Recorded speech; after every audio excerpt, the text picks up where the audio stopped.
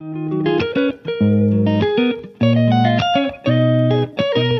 guys, welcome back to my channel, Princess Living Free.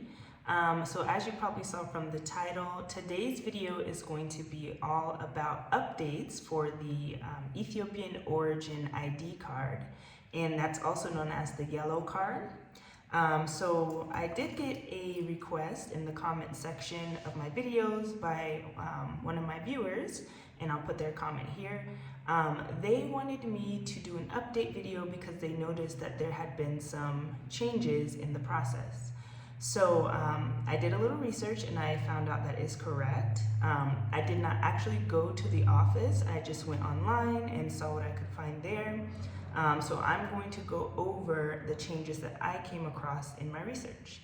So also, I just want to mention before I move ahead that I did start a Facebook group for Ethiopian diaspora and other expats who are living in Ethiopia or interested in living in Ethiopia or interested in visiting Ethiopia, where we're sharing questions and ideas that I think would be helpful for the community at large. So if you haven't done so yet, please make sure that you join that and help us grow that community there as well. Okay, so and I'm looking down at my notes here, the notes that I took for my research. So INVEA, I think it's pronounced, or INVEA, INVEA website has updated the Ethiopian origin ID process. And so the website you will go to is called digitalinvea.com, and I'll put that here on the screen so that it'll be clear for you. And INVEA stands for Immigration, Nationality, and Vital Events Agency.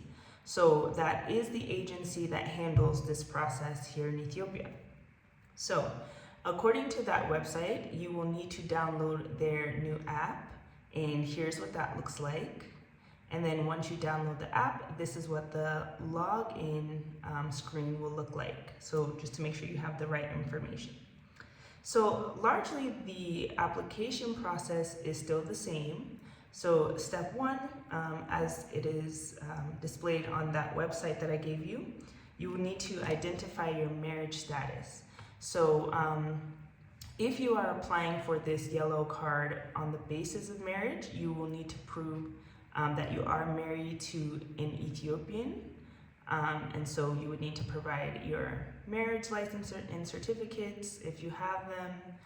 Hopefully you do, and your spouse should either be an Ethiopian citizen or should have already applied and been approved for their own Ethiopian yellow card, Ethiopian ID, origin ID yellow card.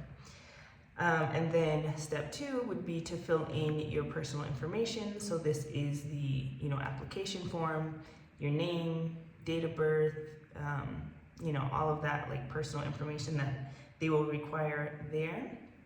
And then you would need to provide your proofing documents. So this could include, if you're not applying on the basis of marriage to an Ethiopian, but you maybe are an Ethiopian yourself, but you've left the country or something, so you need to prove your bloodline origin. You would need to provide your own birth certificate showing that you were born in Ethiopia, or your parents' birth certificate showing that they were born in Ethiopia and that they are your parents, some kind of document showing that they are your parents, they were born in Ethiopia, and therefore you have Ethiopian bloodline. So you would need to provide those kind of proofing documents to establish your eligibility to be considered for this origin ID card. Okay, step four is that you would need to, upload your digital fingerprints. I think on the website it says you can go to UPS if you're in the US or maybe somewhere else to do that, or a police station, to get those fingerprints done and then upload them. It may be the case on the app. I didn't go through the app that you can do it just from your phone, but don't quote me on that. I think I saw that but just double check. So that is step number 4, to upload your fingerprints. Step number 5 is that you would need to upload a photo, and that I do know you can do, directly from the app. You don't need to go like take a photo somewhere else and then scan it into a computer. No, like you can take your photo directly from your phone if that's what you're using to do the application. Step 6 is that you would fill in the address for the delivery of your Ethiopian origin card. This is a tongue twister to say. Ethiopian origin ID card. So you would need to fill in the address where you would like to have that delivered, or you can also choose self pickup. If you're in a place where that is an option, then you may want to do that as well. And so, by the way, I don't know if this was an update or if this has always been the case. You can only apply online or through the app from certain locations that do not include other African countries, unfortunately, or the Middle East.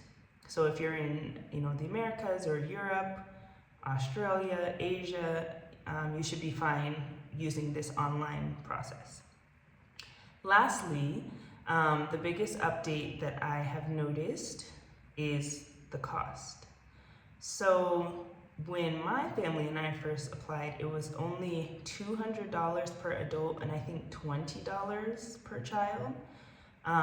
Very inexpensive. So now on their website, it says the price for one adult to get a new Ethiopian origin ID card or to renew or correct the one they already have, it is $400 per adult. If you lose your Ethiopian origin ID card, it will cost $550 to replace it. For children, a new or a renewed yellow card costs $200 now. And then if you need the card to be corrected, like if there's a mistake on the name or the birthday or something like that, that's $250. And if you lose the card, that is $350. I did not see, okay, so that is the cost updates. It's quite a bit more expensive than it was, as you've heard. I did see the person who left the comment on my video say that it might be cheaper in person in Addis, and I did not verify that, so I don't know. But if that is the case, then maybe try to do it in country if you can, to get the lower cost. I don't know, maybe there's processing for the convenient, an additional cost for like the convenience or something like that. I don't know, but that is the cost. So the other thing I was going to mention is the length of time that these cards are good for. I did not see an update to how long they're good for. The last I heard, the Ethiopian origin ID card is good for adults for 5 years and has to be renewed every 5 years. And then for a child under the age of 18, it is good until they turn 18. So that, I guess, will save money because you don't have to do it every 5 years for them. The only thing I'm unsure about with that is, I know in the US, children's passports are typically only good for 5 years anyways. So in our case, and I believe they still do it this way, the child's Ethiopian origin ID card is actually put directly into their passport. So once their current passport expires, I'm going to have to, request that I can keep that one, when I apply for a renewal for them, so that they can still have their, Ethiopian origin ID card. That's still good until they're 18. So I guess, once I hit that milestone, I'll provide another update on that if I'm still doing YouTube at that time. I don't know. But yeah, it's not an issue for us right now, but it will come up at some point. If anybody else knows how that works out or have encountered that situation, please feel free to let us know down in the comments so that even I can be prepared when that comes up for, you know, what to expect. And yes, so if you are going to do it in person, the office is located at the INVEA agency office.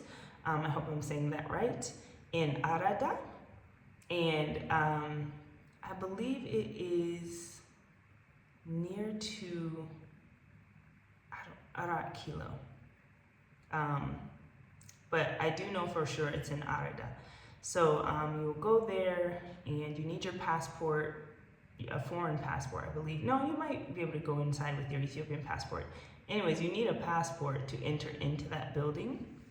And then you would need to, you know, fill out all of the stuff I listed earlier at the office. Or they may, you know, allow you to get the application and bring it back home and then bring all your documents. But I think it's easier to just come with your documents, fill in the application, and then just, you know, submit it. When we did it, the processing time only took about, I think, a week, I said last time. Yeah, it only took a week. And that was if you do it in person.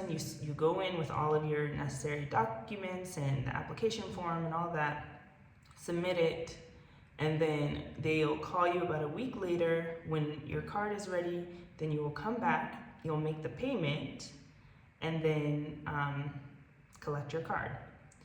So let me think. You can pay in birr if you do it here in Ethiopia. They prefer dollars, but you can pay in birr. If you do it online, you can only pay in dollars, I believe.